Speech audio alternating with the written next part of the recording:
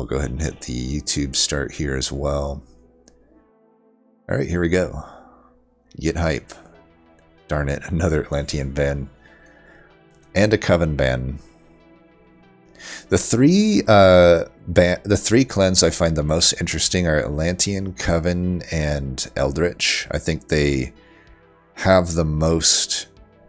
They're the most like enabling of soup comps, and also they have the most interesting endgame units like Knowledge Fiend and World Eater and Hydrax to a certain extent. Particularly, I like the Hydrax pivots. Ooh, okay. This is the first time we're... Oh, damn it, it's a bot. I was going to say it's the first time we've seen Lars. Bosferatu, though. First time we've seen a Bosferatu in the games we've caught. Starting with a Mana Pest, very good.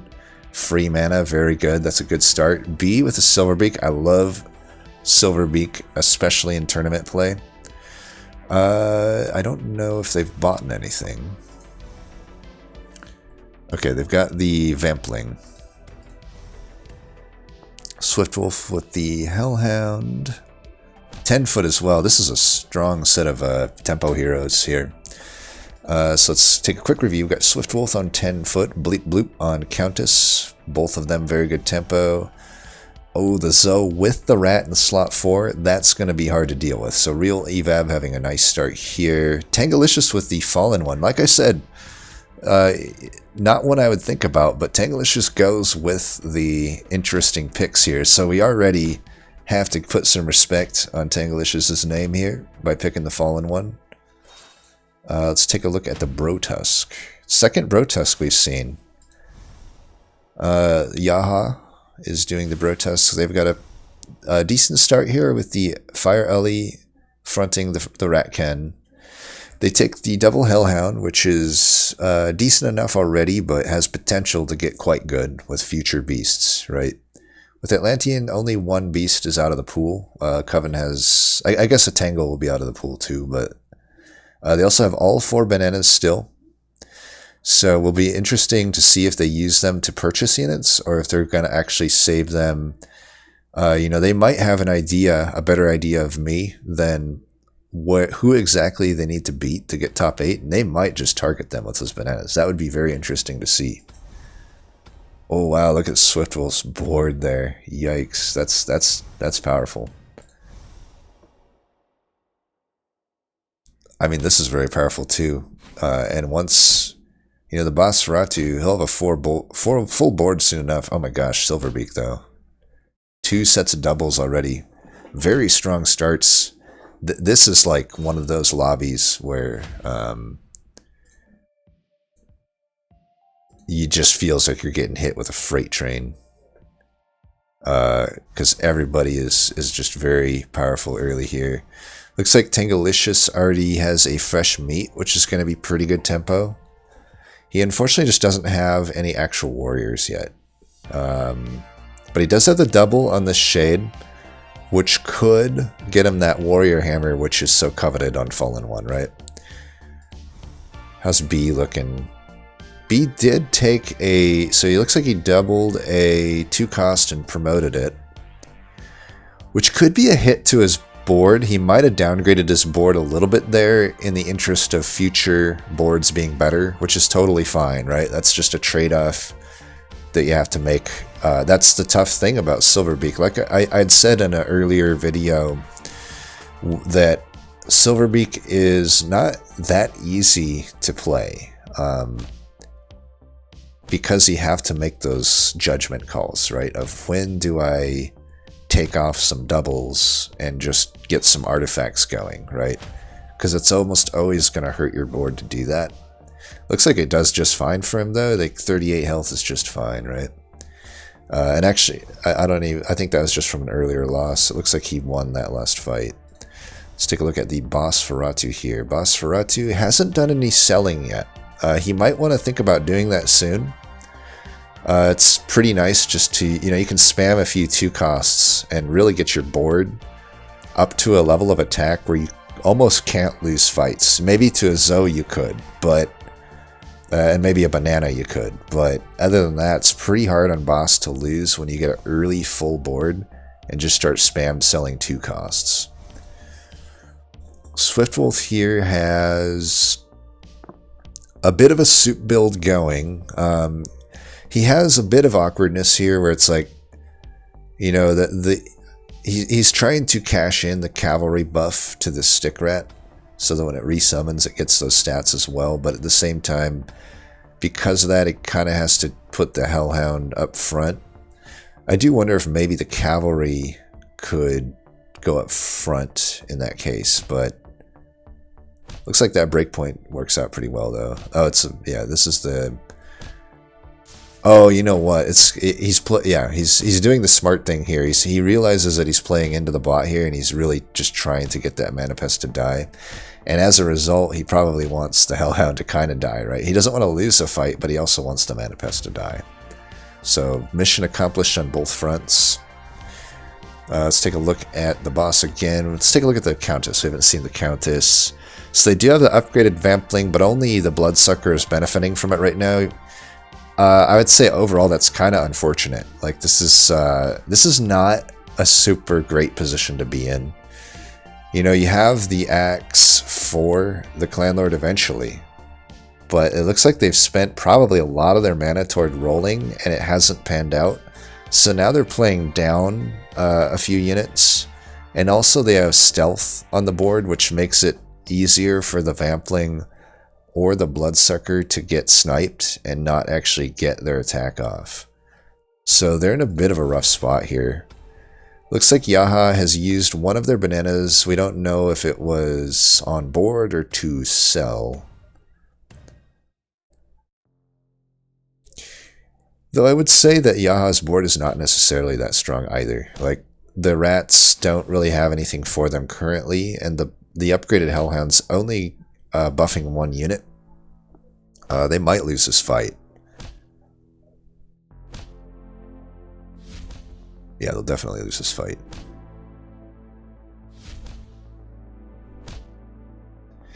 But they do have the Hellfire, which should, stabilize, basically erase a loss over the course of time. It's kind of the way I look at it. So how's the Zoe doing? They are perfect health. They have the Fire Elemental fronting the resummon slot 4, which is really good because you get, that benefit of the summon coming back in and getting a new barrier. I do wonder if they ever nerf Zoe if they take away that aspect of it. Like, the ability to, kind of re-get the barrier on a resummon or a reshuffle. Looks like they got a Buckian shop. I have to imagine they'll take that. On the Zoe. Yeah, looks like they took it here. And let's see, who else have we haven't seen from Tangilicious in a bit. Looks like he has tried really hard to find that 2-cost treasure, but it just isn't coming together. So he has the 3 2-cost treasures here. On the bright side, he does have some warriors, so he's getting some hero power here. That'll die and give the benefit to them. That'll die and give that benefit to the last one. Unfortunately, it does not get a 2-for-1, though. The 10-foot stats really starting to come together here at level 3.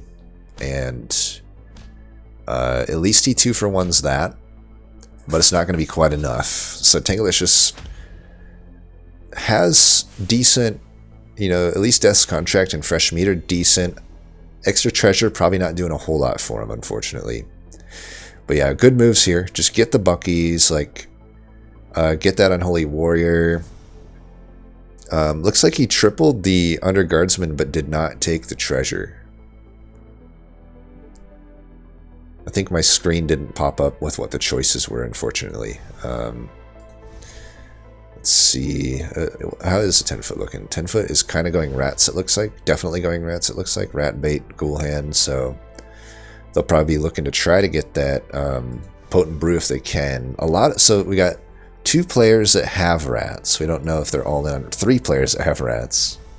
How many rats? So we know that the Brotusk, the Zoe, and the 10-foot have rats. We have elementals coming in for the Bosferatu. The Countess having just the most sad situation of not finding any vampires and kind of not really having much of a theme here, other than I guess they kind of have elementals. I'm guessing that Imp Lord was a promotion. But yeah, the Countess, unfortunately, in a very rough spot here. Nothing is ever unwinnable, though, right? Like, if they can find something to get them some sort of a power spike. I mean, on the bright side, they have a Scholar's Pledge, and they have Elementals. That's something. Is it going to be enough, though, now that they're down to 14 health? That'll be the interesting question to answer. So it looks like the Basratu here has bought and sold at least 6 times on this Ice Elemental. So it has 8 health there, up from the 2 health. A decently strong board. I wouldn't say it is incredible, though, but it's definitely decently strong. How's Tangilicious looking? They're at 11 health, so they really are in a rough spot here, and they need to pull something together soon. Okay. I almost caught... I think right now my treasure is hidden, and I need to catch it the next thing that comes up. I do wonder, though, if he's kind of not... It's interesting that he's not taking extra treasures. I have to imagine he should be replacing this extra treasure when you're on 11 health. Anything that's remotely good, I think you should probably take there.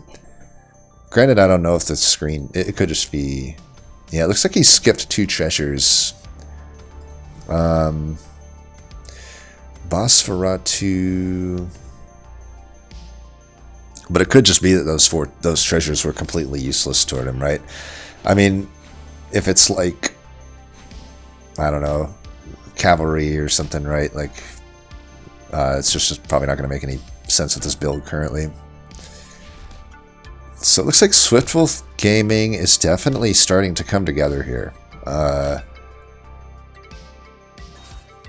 You know, he's got the rats, doesn't have the rat horde, but you don't always need, or it doesn't have the potent brew, but you don't always need the potent brew.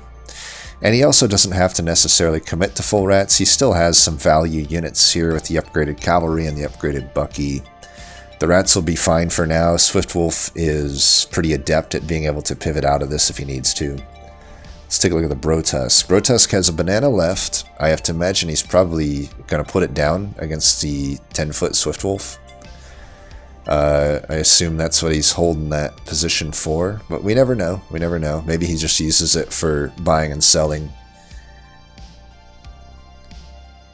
Looks like he's putting a full rat board together here. Doesn't really have any artifacts that help out, though, with the rats.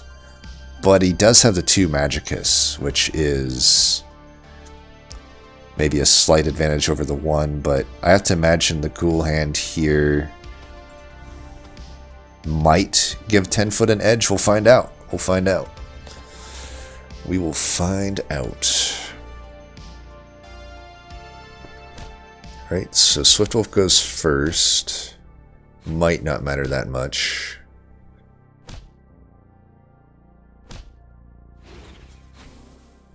Does look like Swiftwolf has a bit more gas right now with this build. Yeah, there's not quite enough attack on the follow-ups for the Brotusk here to really deal with the stat line that Swiftwolf has. Okay. Check back in with the Basratu. They have a interesting. They have an auxiliary rat up front. I don't think I caught that before. Is that a new addition? It might be. So it doesn't look like they're really super committed to full elementals, perhaps. It looks like they are more or less, though, committed to full elementals. The Zoe is moving away from rats, it seems. Still has that up there, which makes sense. That is a lot of barriers. See, it looks like he cast barrier there. Has the Archeros. Generally a good build. I gotta say I'm not a huge fan of Forsaken Knight, but it's probably okay to have at this point. It's definitely an upgrade over what he had, so it's a move in the right direction. How's B looking? So B has taken a bit of damage lately. Has a bit of a soup build that's kind of half into elementals, half into greeners here. Does have the Scholar's Pledge benefiting most units on the board, though, which is a good thing. And actually, it's We'll see. Tangilicious actually starting to turn the corner here too. Like, yeah, Tangilicious is going to take this one, it looks like. And we'll even get a little bit extra here with the... so he did eventually find the hammer. He was very committed to finding that. And it's probably... It turns out it really helped a lot. Like, even this late into the game... You know, he was on 11 health last we checked. He hasn't lost a fight. He probably found that Hammer of Destiny not long after we had last checked in with him. And, you know, it gives the benefit to everything here except the Bucky. And the Bucky doesn't really need the benefit. So, and even the re-summon of the Stick Rat. Looks like he takes the Magicus. I wonder about that, though, because it's not really going to get the benefit of the Hammer. But maybe he's... in the back of his mind thinking about transitioning to rats, which, given we don't know what information he has at this point, but unfortunately with us, we know what information we have, seeing the, you know, the God view of everybody, and he might not know how contested rats currently are, which is to say they are quite contested. All right, we got a banana I'm glad to at least catch one banana here. We got a banana coming in against the Zoe. Got the double steel tooth up front. They have the potent brew now. I don't know how long they've had it, but they definitely have a decent amount of stats in these rats. So the potent brew could give the edge here in the long run to Brotusk YAAAHA. They might still lose this fight though, even with the banana. That just goes to show how powerful RealEvab is here with their build, although it doesn't look like they're going to be able to take on this Magicus. Yeah, that shot really needed to go here. I don't know, though. The ranged units, they'll lose, but not by a huge amount, so YAAAHA does take it there. Anyone's game still, I'd say. So how does... There's the Ghoul Juice pickup, but still no brew, but... I see a Yeti. I wouldn't be surprised if Swiftwolf can pull off some sort of a interesting pivot. Now, he is level 5. Knowing Swiftwolf, I have to imagine that they go for the 6-cost treasures. They already see the Rat Sport and the Kraken Hunter in shop. We'll check back with... If I can remember, I'll check back with them in a bit and see if they buy both of them. I'll be interested to see what the game plan there is.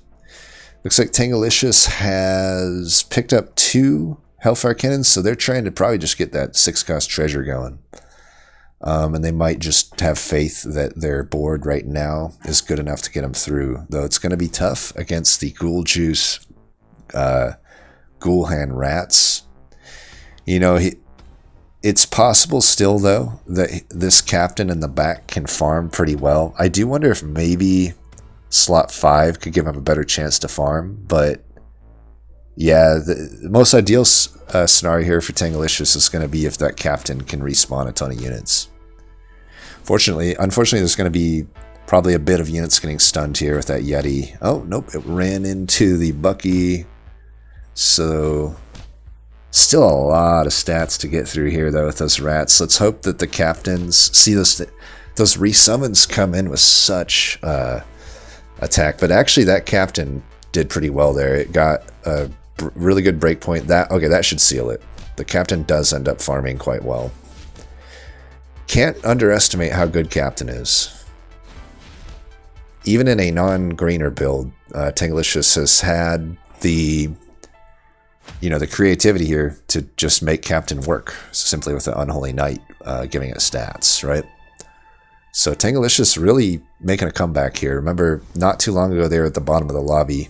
I did unfortunately miss the exit here from Countess, but as we see, it's just an unfortunate Countess game where they never found any vampires.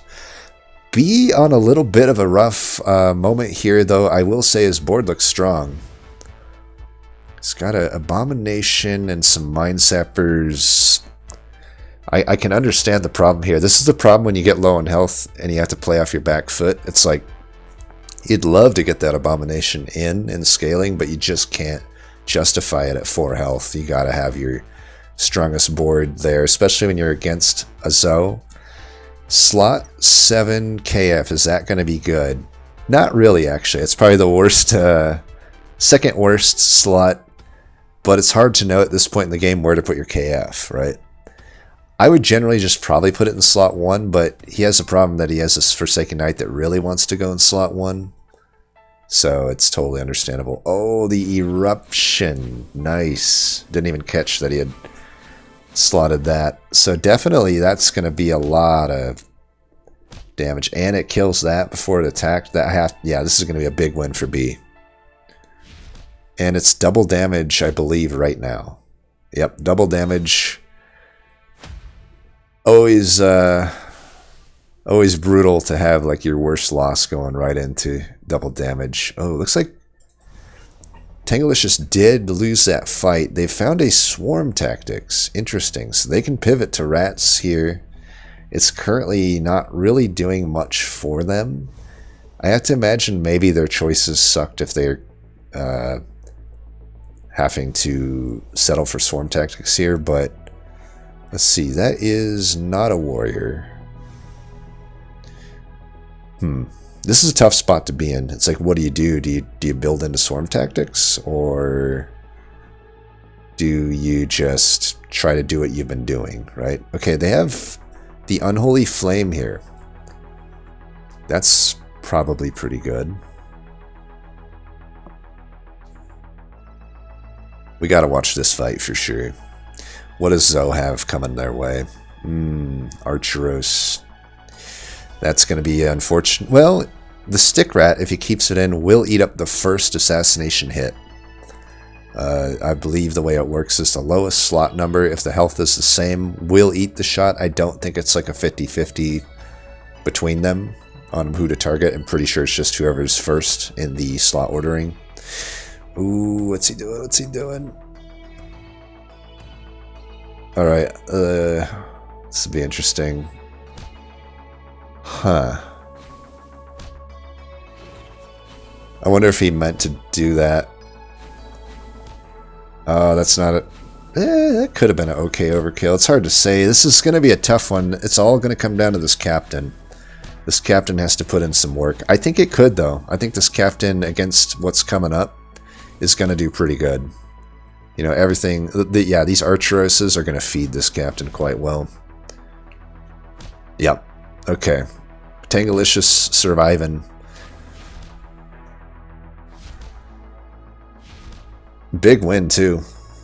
Almost taking out Evab there.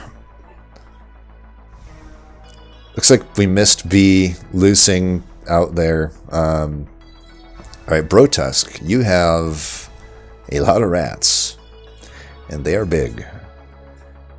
Advantage to Brotusk, shall we say, at the moment. Though, don't count out Swiftwolf here. He's got the... So it looks like he did not buy the Kraken Hunter, did buy the Rat Sport, and is going for these Lava Golems here as his potential 6-cost treasure. Trying to get either the Axe or the Rat Swarm, I'd have to imagine. So who are the matchups we have right now? We have Tangilicious against a Ghost. Never underestimate the Ghost, though. This is not an easy Ghost. And in fact, that might be a very tough one for his build to deal with. Keep in mind, a lot of Tangilicious right now, a lot of his value comes from that captain being in that slot. And, I guess slot 7 does make sense, because it's like, he gets 2-2 on death, so he really wants to get those stats. It's weird, but I think I want to watch the Ghost battle here. Because I'm interested. This is going to be a very tough Ghost. I think he's got it here, though. Taking out that... He needs to take out that Earth Elemental, though. But he should hopefully here. Yeah, okay, he has it. Ooh, that is kind of brutal, though. But I think it'll still be fine. Yeah, that'll be fine. So... we'll see who... So nobody died. How's Boss? I think we haven't given enough. We haven't given enough love to Bosferatu here. How's he doing? He's got a lot of stats. Picked up a Helm of the Abyss at some point here. Has the tank artifact on the Mana Guardian. Has a ton of attack. Otherwise, it does have the classic problem of a backline that's weak once the front line dies. However, it's going to take quite a lot to kill that front line. And since he's Bosferatu, he can at least give serviceable attack numbers to his backline so that they're not completely worthless, and can actually still trade with units. So I think the Bosferatu is looking pretty good here, and unfortunately for Tangilicious, I think it's going to be very hard for his build to compete with this. Keep in mind breakpoints, right? The breakpoints of like 30 or 40 health in the captain are just not going to be enough, unfortunately, to deal with this. So we'll see. The Bucky could still 2 for 1. Well, maybe. It really depends. Yeah, I think there's just too many stats here. He did get the upgrade on that captain, which I think was where the tank artifact came from.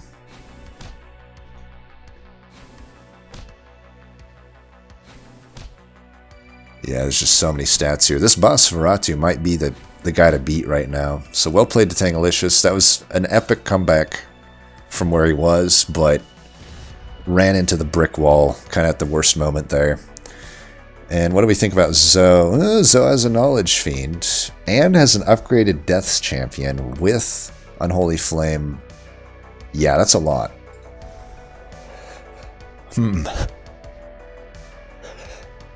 So Swift does get the combo here in the Golem, but it's not really, unfortunately, that useful of a treasure. He probably kind of bricked on the... I have to imagine if he's taken Darkness Incarnate here with the rat board that it was kind of a brick. Is it going to be enough to beat this? I don't know. I mean, Brotusk has not been able to get a 6-cost treasure yet, but look how big the rats are. Then again... there's the resummon still. The Ghoulhan resummon Magicus Rat Sport combo is a lot of stats. So we'll watch this fight. This will be the rat on rat action here to determine who will carry the rat torch. If Jeffinator is watching, you know, we'll have a new Rat King for this round soon.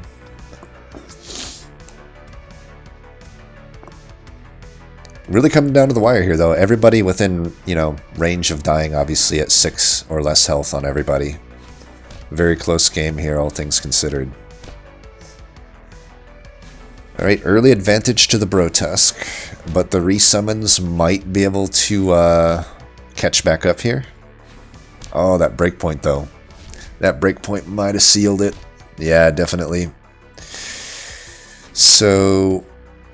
Brotusk will carry the rat torch here, though I don't see it if he can't get a 6-cost treasure. I do not see it beating either of the other boards. Oh wow, I'll be honest, I didn't think Boss would lose that fight, but it looks like they did. And probably just too many barriers. I guess, yeah, I mean the barriers and the resummons, there's just not enough gas for the elementals. So, I'll be honest, I never want to say never, but even with the Rat Swarm, I don't know how this guy... I don't know how the Brotusk can beat the Guardian Zoe here. The Guardian Zoe is so far ahead right now. You know, the Knowledge Fiend is whatever. It's gonna just, like, 1 for 1, but the fact that all of these have barriers and the rats don't have a good way of dealing with that other than Eruption, you know, Scatter Shot's not gonna do it. Yeah, and then the resummon upgraded Death's Champion. Also, keep in mind the resummon up there will get barrier, and so will the stuff that comes in front of Unholy Flame. Again, I'll never say never, but I have to imagine that the Zoe takes this one. At some point, the Brotusk must have cast a sacrifice, though, because they're back up to 12 health.